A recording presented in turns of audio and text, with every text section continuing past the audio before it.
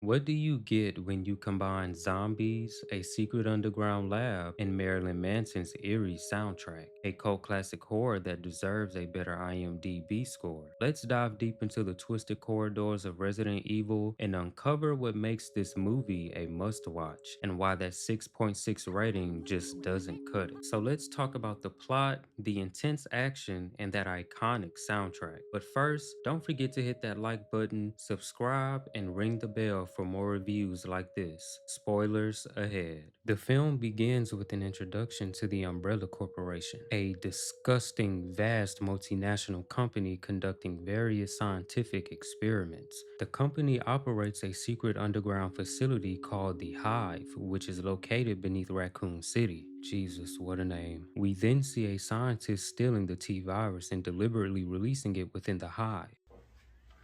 That's weird. This triggers an automatic lockdown by the Red Queen, the facility's artificial intelligence, which kills all the personnel inside to prevent the virus from escaping.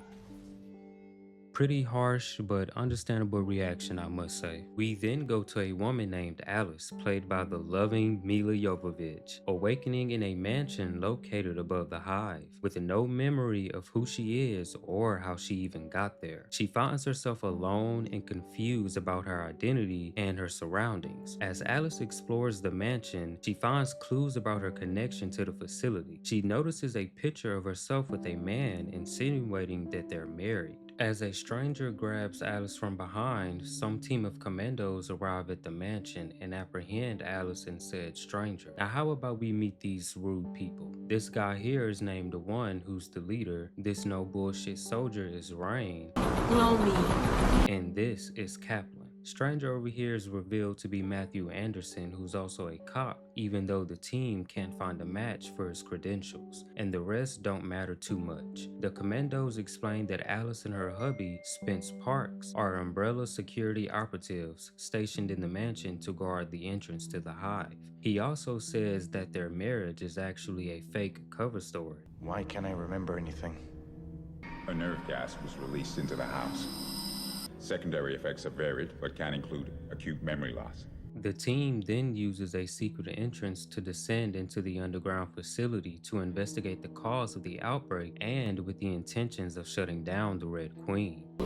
That's what's gonna shut the Queen down. Delivers a massive electrical charge, scrambles the mainframe and forces it to reboot. I don't understand a word you just said. They have an unfortunate run-in with a deadly security system, a laser grid that kills several members, including one, in a pretty visually intense scene from a movie that was made in the year 2002. After more than half the team has met their demise, Kaplan successfully shuts down the Red Queen, which also shuts down the power, opening the doors for the unknown horrors that await them. You're all going to die down here.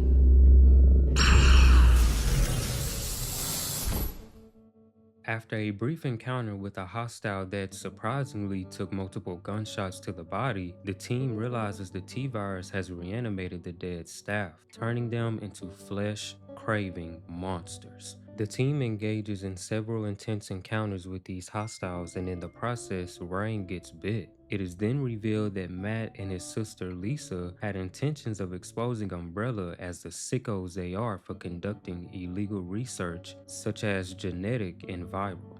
Corporations, like Umbrella, think they're above the law, but they're not.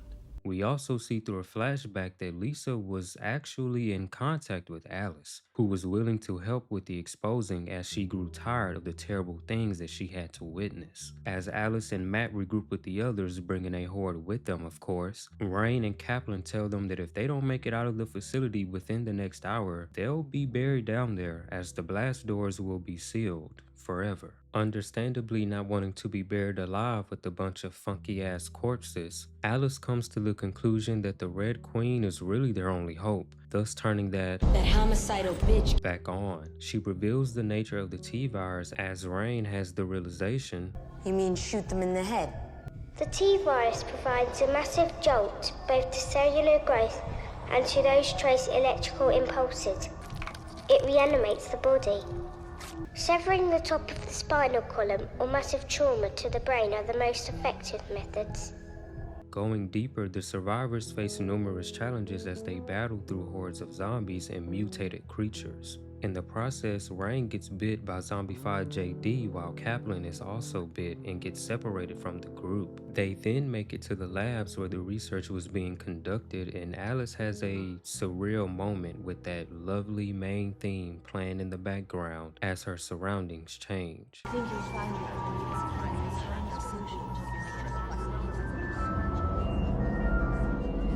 Alice then comes clean to Matt that she was Lisa's informant, revealing she was gonna steal the T-virus for them. Next thing you know, Spence regains his memory and reveals his role in the outbreak. It was him who released the virus in an attempt to steal it and sell it on the black market to make a quick buck. He destroys the control panel for the room, locking the rest of the group inside. Spence attempts to escape with the T-virus and its antidote on the train, but is ultimately and thankfully killed by the liquor that's been hunting them this entire time. The Red Queen says that she'll let them out only if they kill Rain, as she's infected. Alice refuses, and yet the door opens anyway. But what is this? It's revealed to be Kaplan. Turns out his sexy ass is still alive after all.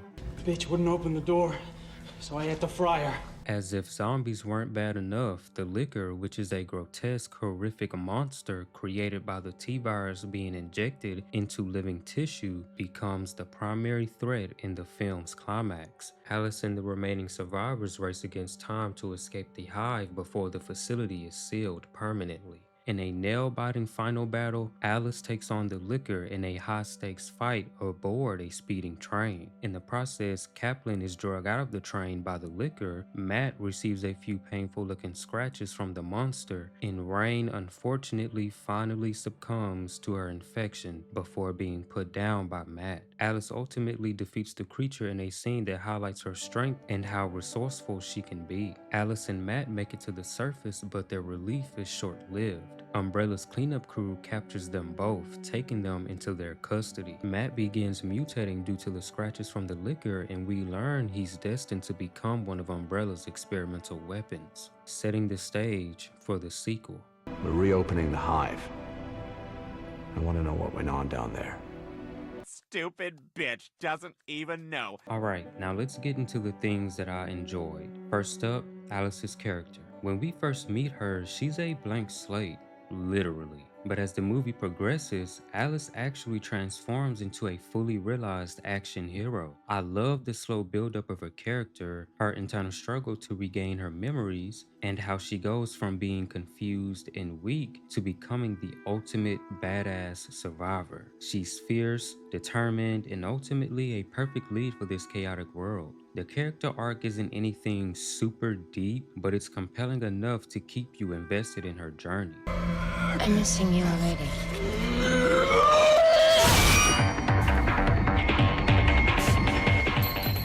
Something else that really stood out for me was the way the characters were constantly under attack. The filmmakers do a fantastic job of escalating the action, making sure there's no time for the audience to get bored. Every corner is a potential threat, and every hallway could actually lead to a horrific monster waiting to tear them apart. This feeling of constant danger and unpredictability is exactly what you want from a survival horror film, and Resident Evil nails it.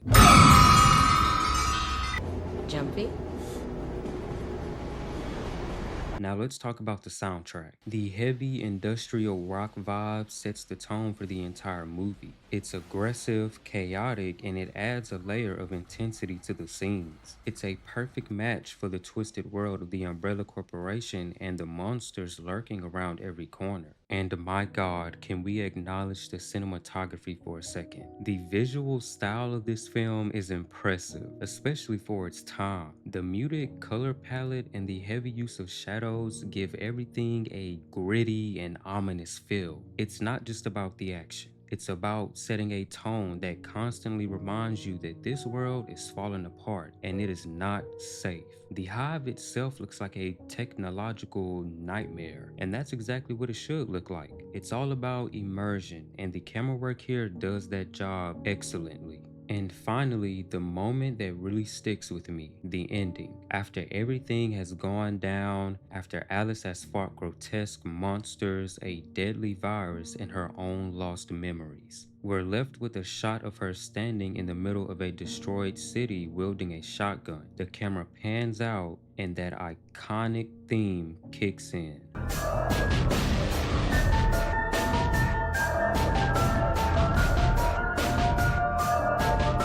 It's such a powerful visual. It perfectly expresses the evolution of Alice's character. She's no longer the woman who didn't know who she was. She's now a force to be reckoned with. That shot is the perfect payoff, not just for the movie, but for everything Alice went through. It's a triumphant moment for the character, and honestly, it made me feel like this film was more than just a horror action flick. It felt like the beginning of something bigger, and it left me excited for what's to come in the near future. Resident Evil excellently blends the elements of corporate greed as it explores the consequences of unethical corporate practices and the pursuit of profit at the expense of human life. Survival, as characters are tested physically and morally, highlighting themes of resilience, bravery, and the will to survive in dire circumstances. And finally, paranoia and trust, as it delves into the fragility of trust in a world filled with deception, betrayal, and hidden agendas. So,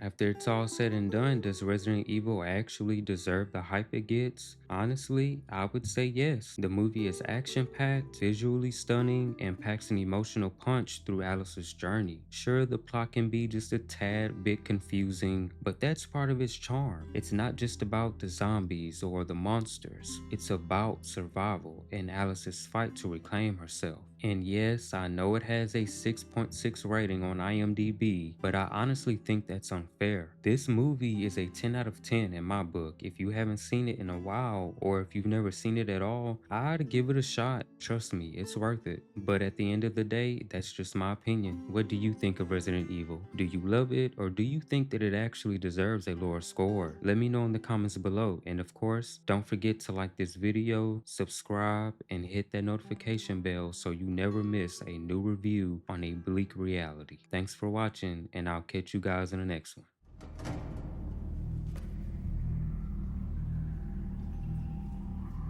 After you.